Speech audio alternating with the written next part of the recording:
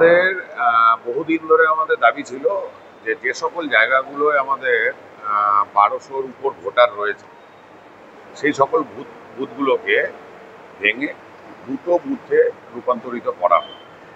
তো সেই বিষয় নিয়ে আমাদের জেলা শাসক মহাশয়া আজকে বৈঠক ডেকেছিল এবং বেশ কিছু বুথ যেগুলো এরকম ১২০০-র উপরে ভোট আছে সেই সকল জায়গাগুলো ভাঙা হয়েছে। সেই সব বিষয় নিয়ে বৈঠক চলছে। এবার সব দলেরই প্রতিনিধিদের ডাকা হয়েছে। তো যারা আরও রয়েছে, ডিএম ম্যাডামও রয়েছে, চলছে।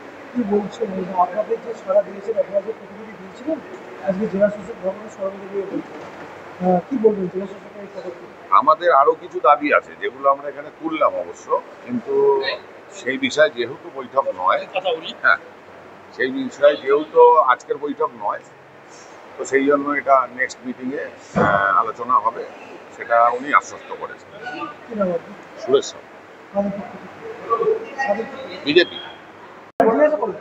গাইডলাইন অনুযায়ী ১২০০ অধিক ভোটার কোনো পোলিং স্টেশনে থাকবে না, সেইটাকে এরা ম্যাচিং করেছে। যে প্রেমিসিসের মধ্যে সেটাকে ভেঙে অ্যাকোমোডেট করা যাচ্ছে হয়েছে, এবং সেক্ষেত্রে এবারে যেটা দাঁড়িয়েছে আমাদের জেলায় ৬৩টা নতুন বুথ হয়েছে।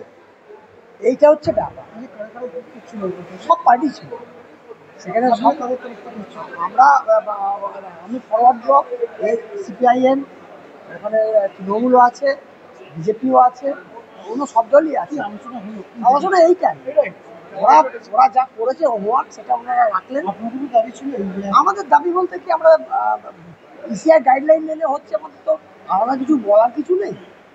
দেখতে হবে ভোটাররা যাতে তাদের অ্যাডিকুয়েট ডিস্টেন্সের মধ্যে এসে ভোটটা দিতে পারে। 2 কিলোমিটারের মধ্যে, 2 কিলোমিটারের মধ্যে, এইটাই তো মেন। কী নাম? সুনীল কুমার শাহ। আমি ফরওয়ার্ড ব্লকের পক্ষ থেকে আর আছে সিপিআইএম, ঠিক আছে।